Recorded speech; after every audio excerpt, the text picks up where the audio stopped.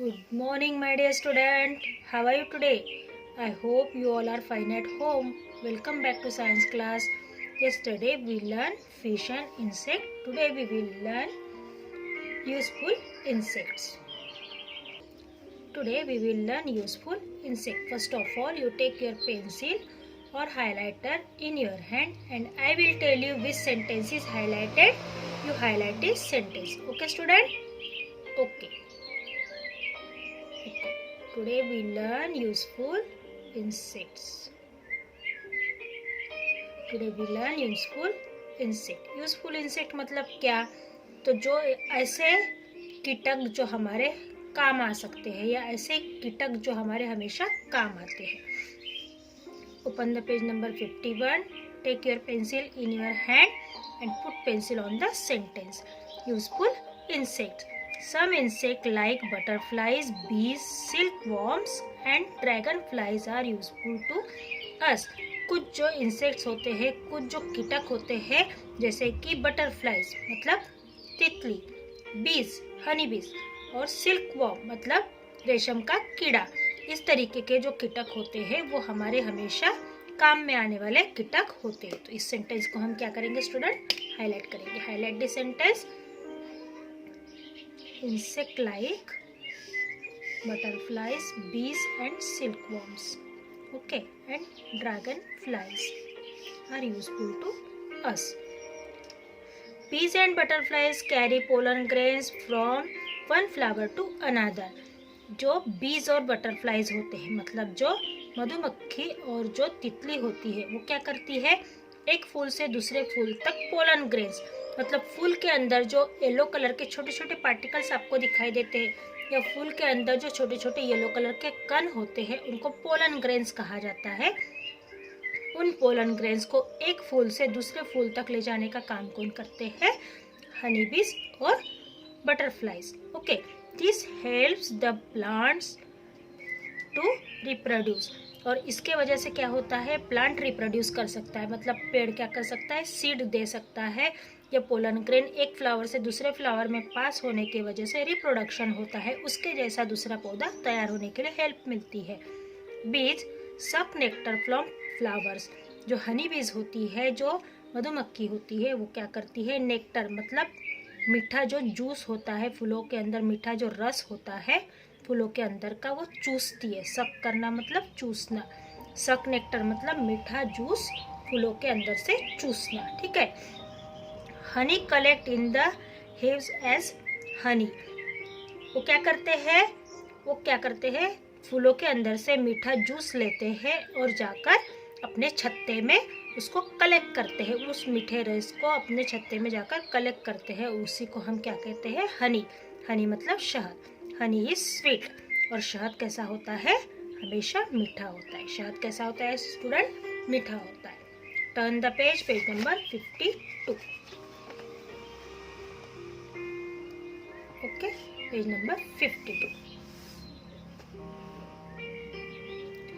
Silk worm spin silk thread around their body. जो silk worm होती है, जो रेशम का कीड़ा होता है, वो क्या करता है? सिल्क मतलब थ्रेड अपने आसपास जो रेशम होता है उस रेशम के धागे को अपने इर्द गिर्द लपेटने का काम करता है. जैसे कि आपने कपास देखे होंगे ना स्टूडेंट. कपास जो होता है उसके अगर छोटा सा जो चीज़ होती है, जैसे कि फॉर एग्जांपल ये पीछे वाला हिस्सा है, इसके आसपास अगर आप धागा लपेटते हो तो ये जिस तरीके से दिखाई देगा, अब जो ब्लू कलर का मैं आपको फिंगर से दिखा रही हूँ, उसके ऊपर अगर आप थ्रेड लपेटते हो और वो जैसे पूरा लपेटा हुआ दिखेगा, उसी तरीके से सिल्क वॉर्म क्या करती है? अपने मुंह से लार को निकालती है और वो खाते जाती है. वो पेटू किस्म की होती है और खाते खाते वो जब लाड़ टपकाती है, उस लाड़ से क्या बनता है? सिल्क बनता है, थ्रेड बनता है. वो अपने बॉडी के इर्द गिर्द लपेटती है. Dragonflies eat other insect, these are harmful. Dragonflies क्या करती है? जो खतरनाक इंसेक्ट्स होते हैं, जो खतरनाक कीड़े होती है, उनको खा जाती है. Some insect feed on waste material. कुछ इंसेक्ट क्या करते हैं? कुछ कीटक गंदगी को खाने का काम करते हैं. कुछ कीटक क्या करते हैं? गंदगी को खाने का काम करते हैं. In this way they help to clean up the place. और इसके वजह से क्या होता है, वो जगह अपने आप साफ होने लगती है। मतलब हमने क्या देखे कि जो हनी बीज होती है और बटरफ्लाइज होती है, वो फ्लावर से नेक्टर को सक करती है, मीठे रस को चूसती है और अपने छत्ते में जाकर जमा करती है, जिससे हमें हनी मिलता है। मतलब वो हनी बीज और बटरफ्लाइज हमारे यूजफुल के हैं, काम की है।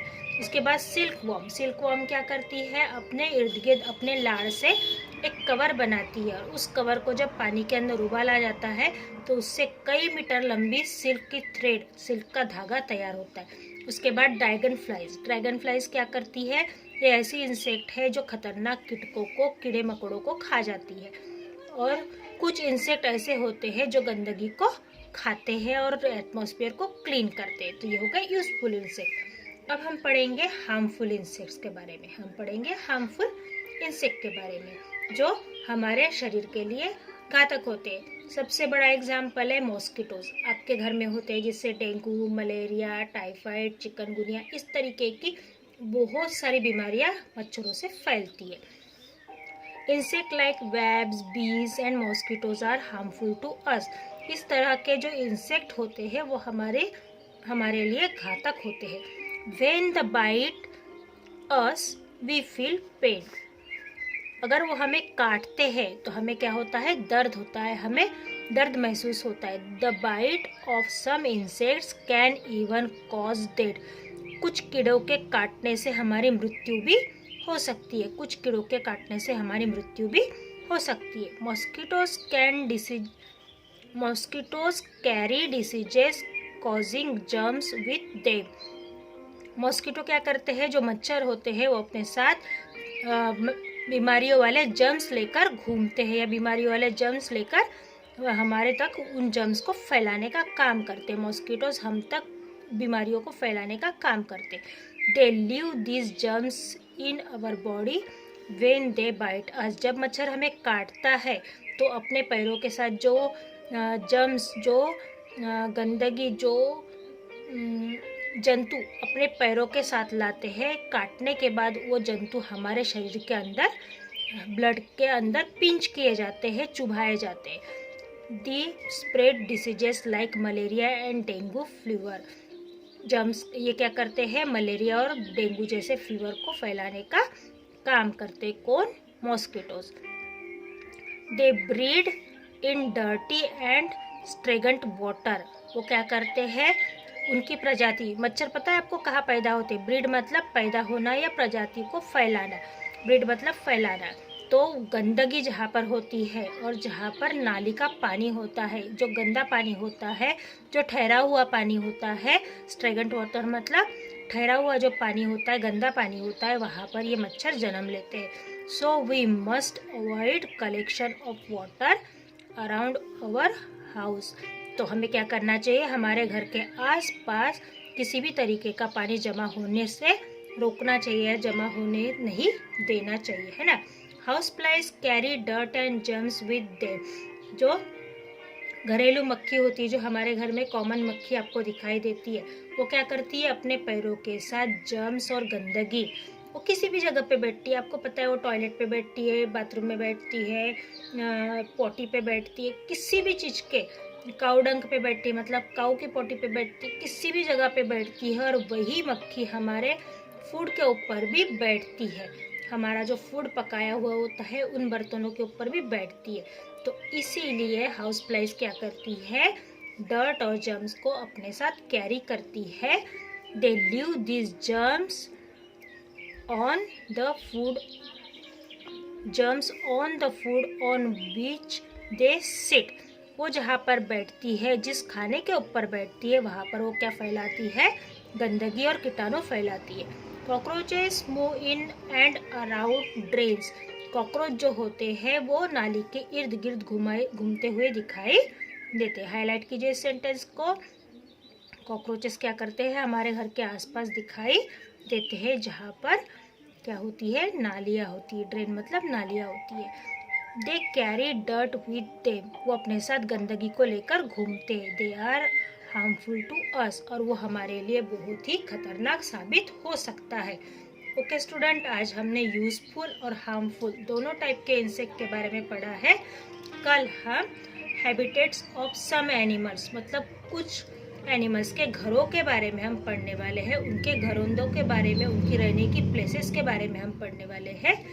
तो तब तक के लिए हम क्या करते हैं, विदा लेते हैं। हम तब तक के लिए आपसे बाय बाय करते हैं और बाद में हम नेक्स्ट पीरियड में आपको दोबारा मिलेंगे। Okay, see you soon student, bye bye, stay home, stay safe, bye bye, have a nice day.